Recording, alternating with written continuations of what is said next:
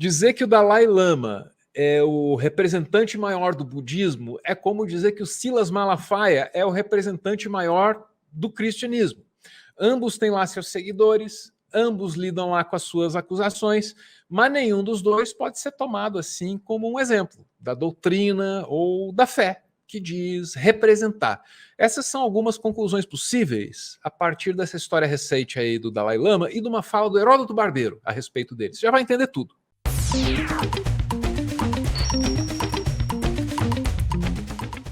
Anderson, eu estou me referindo aqui à história do Dalai Lama pedindo pro garotinho beijar ele, me falaram em chupar a língua, não sei o quê. Na minha cabeça aquilo é beijo, na minha cultura aquilo é beijo, então eu não sei que outra palavra usar. Não vou mostrar imagens, não precisa espalhar mais isso, né? Vou mostrar o quê? O pedido de desculpas para ver se cola, né? Olha lá, em um comunicado divulgado na segunda, o escritório do Dalai Lama disse que quer se desculpar com o menino e com a família, bem como seus muitos amigos em todo o mundo, pela dor de suas palavras pode ter causado. Diz ele que lamenta, né? Sua santidade costuma provocar as pessoas de maneira inocente e divertida, mesmo em público e diante das câmeras. Estou mostrando aqui a CNN, coloca lá, Dalai Lama, desculpa, CNN no Google, se você quiser ver, e lá tem uma discussão sobre a possibilidade dessa coisa aí da língua ser um lance assim cultural do Tibete que nós não entendemos, né? Mas lá tem essa hipótese e a contestação dessa hipótese. Não vou entrar nisso aqui, porque eu quero ir direto para a fala do Heródoto Barbeiro. O Heródoto é um jornalista lendário, assim, respeitadíssimo entre seus pares. Vocês não fazem ideia. E aí, eu trabalhei com ele na CNN, em São Paulo, durante, sei lá, um ano, Anderson. E esse homem chegava todo dia às 4 da manhã com, às vezes, um Palio, às vezes uma Kombi. Uma diligência para o trabalho seríssima.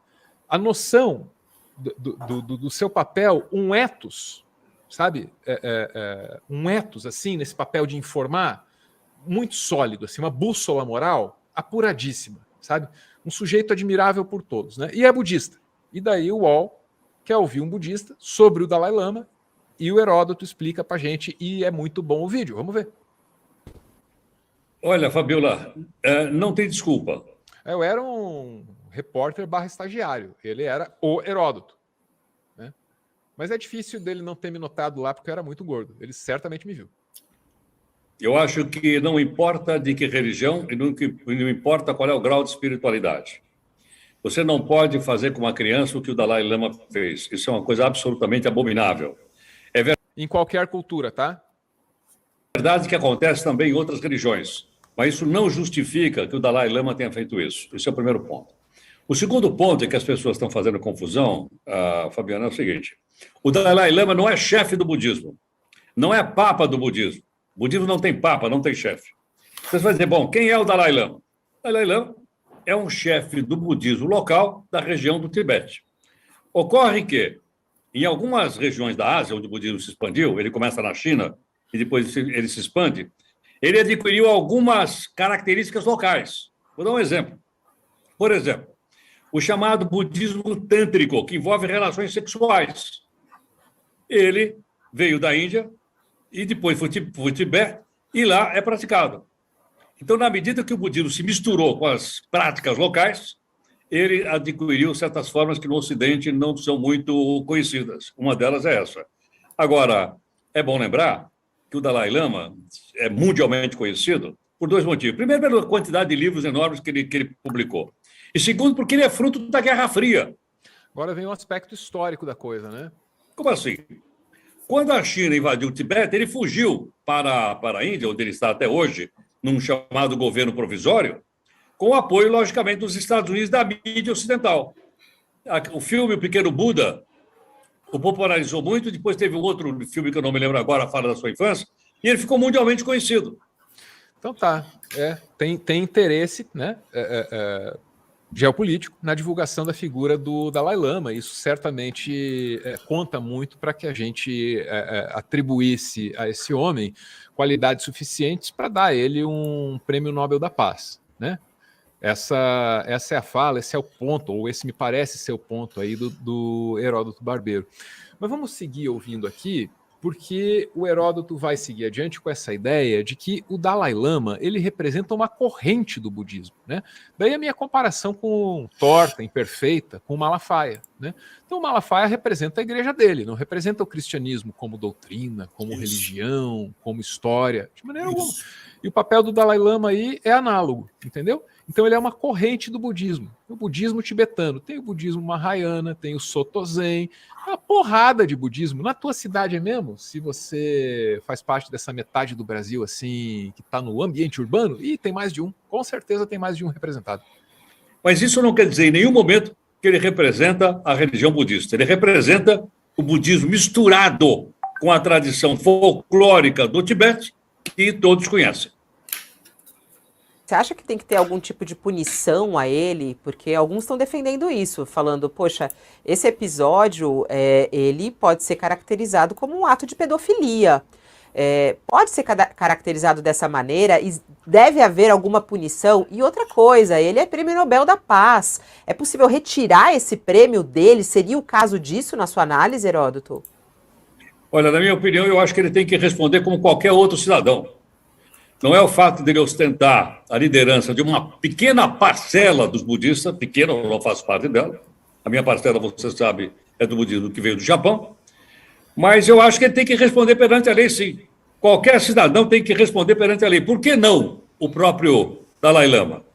Pois é, e ele está na Índia. Então a Índia que se coce para resolver esse troço. Esse BO aí é um BO da Índia. Entendeu? Também. Isso é um BO da Índia. E tem que ter punição, pelo amor de Deus. É um recado que precisa ser passado para o mundo, né? Anderson, tá aí o Heródoto Barbeiro. Esse é o homem, assim, de uma sabedoria. Puta que pariu, que sujeito maravilhoso. Eu acho que eu prefiro falar primeiro do lado bom, que é falar do Heródoto, né? Que é um cara que é muito lido para quem quer conhecer um pouco mais de jornalismo. É um cara extremamente centrado, que você não vê em polêmica banal e contribui muito para que a gente faça comunicação também não violenta e com qualidade. Primeiro é isso. E se você esteve nas asas de Heródoto, não é à toa que você chegou onde chegou. Normal. Fiquei um ano lá, voltei para Curitiba, estava deprimido. Eu trabalhava de madrugada e ele começava o programa cedinho. Então, ele vinha com o palio dele, daí chegava, entrava no ar, fazia o primeiro intervalo local, Anderson, só para São Paulo, e já reclamava do que ele encontrou no trânsito. Eu lembro disso, hein? Que ele vinha com o palio dele, daí alguém dava luz alta lá, ele já chegava ali no microfone reclamando do farol de Xenon, que está muito grande, muito, muito luminoso, o farol de Xenon. Todo dia contava uma resenha, uma cedinho no microfone. Essa aí, só quem é fã do Heródoto, quem trabalhava com ele na CBN, sabe? Cedinho, muito só para São Paulo. Madrugada. Incrível.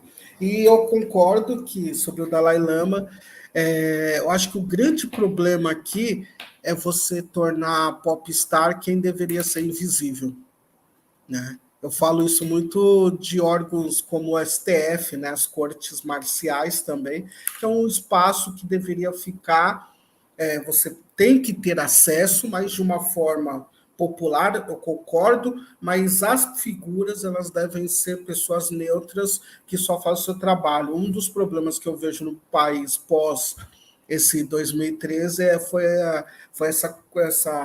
o espetáculo que se criou também nos órgãos judiciais, por próprias pessoas como o próprio Moro, e acho que na religião também. Se você vê a forma que sempre se conduziu aqui esses mercadores da fé, como o Valdomiro, como o Edir Macedo, dá uma prova disso, né? É padre que faz mais espetáculo do que qualquer outra coisa, e ele, o Dalai Lama, né, e o Heródoto tem muita habilidade, tem conhecimento para falar sobre isso, mas importante para o próprio Dalai Lama e para a própria estrutura de religião seria ele mesmo entender que ele ser processado é importante para aquilo que ele defende.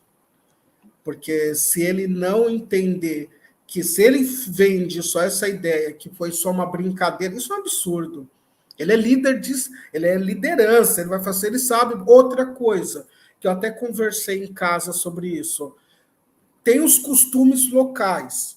Por exemplo, o Lula está viajando na China, tá viajando. É lógico que você entra num país, você respeita os seus costumes, mas quem te recebe também sabe que algumas coisas ela não vai fazer com você, porque sabe que não é o seu hábito. Então tem que ter essa troca, e essa criança não é uma criança que é do convívio dele, da comunidade dele, e ele sabe muito bem as leis que regem, e ele tem que ser sim punido por isso. Porque se ele não é punido por isso, abre outros precedentes, até para quem está abaixo dele, que está profetizando a fé dele.